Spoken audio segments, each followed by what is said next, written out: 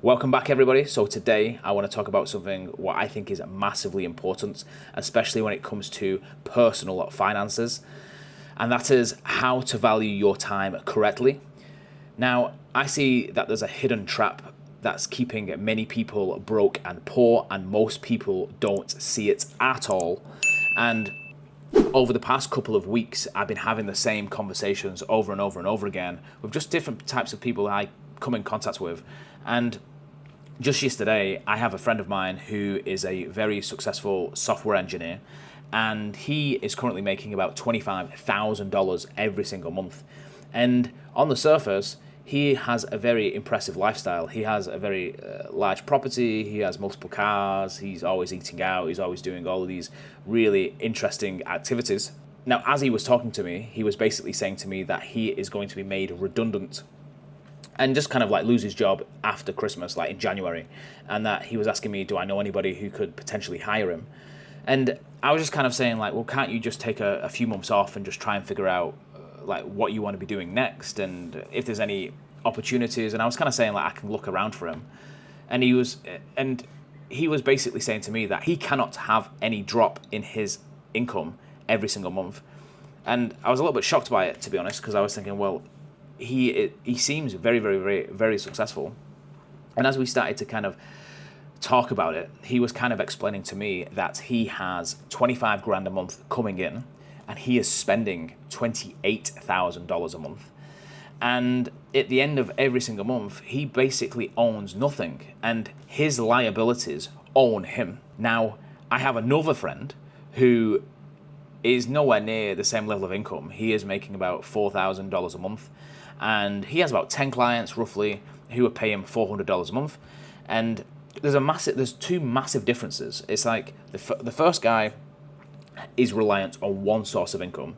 The second guy has got 10 clients, so if one client leaves, it's not the end of the world. He's not gonna, it doesn't massively disrupt his entire income. Yeah, obviously it's a little bit painful, but the whole amount doesn't get removed. But also as well on my second friend, he was just kind of even saying to me that he has currently got his expenses down to about $1.5 to $2,000 a month, and he is saving about $2,000-ish a month. What really makes you start to question, like, who is actually more wealthier? Now, the first friend, he might look very, very rich. He might, it's like if you looked at him from the outside and the perception, it's like he's got the big house, he's got the car, he's got all of these things going on.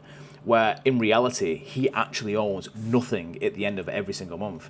And the thing is, I thought this guy was like, he had all of these assets and he was just basically saying like everything is just rented. And at the end of the day, the guy who is making less income is actually significantly more wealthier than him because he comes out with more cash at the end of the month. Like, even though you might be making 25 grand every single month, if you're coming out with zero, you're basically working for free every single month. And so now what really matters is how much money is left at the end of every single month, not necessarily how much money you actually bring in every single month.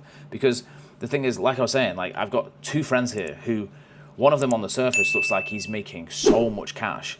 And obviously he is making a lot of money, but he's left with absolutely nothing at the end of every month. So the thing is, focus on what is left over, not necessarily what is coming in. Now, in very, very simple terms, an asset is something what puts money into your pocket, and a liability is something what takes money out of your pocket. Now, liabilities don't just own your money. They own your time, your energy, and your freedom. Like, the more liabilities what you have, the more restrictive it's going to be in terms of having access to freedom. You are not going to be as liquid and be able to make as many decisions or do many things if you have so many liabilities. When you're constantly paying for past choices, you're locking yourself into a cycle that's very, very hard to escape. So the first step is breaking out of the trap and recognizing where is the money actually going. Now, you can use things like QuickBooks or Xero. Now, these are typically business software in terms of monitoring like profit and loss and where your money is going every single month. And the thing is, you can do this for obviously for your personal account, is just really understand what are you actually spending money on and where is it actually going. Now, is it essential or is it kind of discretionary items? Is it like, oh yeah, well this is nice to have or this is essential to have? And just try and put things into different buckets to really understand, okay, well, why am I coming out with nothing at the end of every single month? And ultimately, you are working for free. You are just working to sustain all of these liabilities. And ultimately, longer term, that is not what you want to be doing. You want to be using excess cash at the end of every single month to acquire different types of assets. And that might be property, that might be investing in stocks, that might be whatever. But the thing is, it's like having that understanding of what is an asset and what is a liability can massively help you in terms of improving your overall lifestyle as the years go by over and over and over again. So what is the takeaway from all of this? Now, being wealthy isn't just about how much money you make. It's about understanding where that money is going and whether it's building for your future or burying you in your past. The trap keeping you broke isn't your income. It's your liabilities and your mindset that fuels them.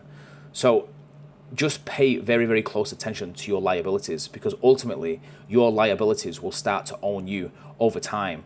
And you just want to pay very, very close attention to that. And like I was saying before, the two pieces of software, what you can kind of use for personal expenses, and like I was saying, they're mainly used for business to monitor business expenses, is Xero and QuickBooks.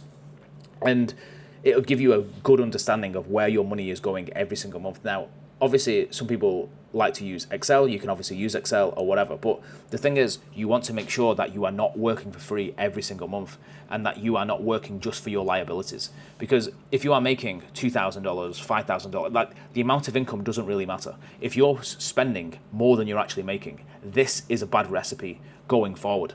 So anyway, wrapping up, to the 4 people who are watching me, I hope you're having a lovely day and I'll see you later. Bye-bye.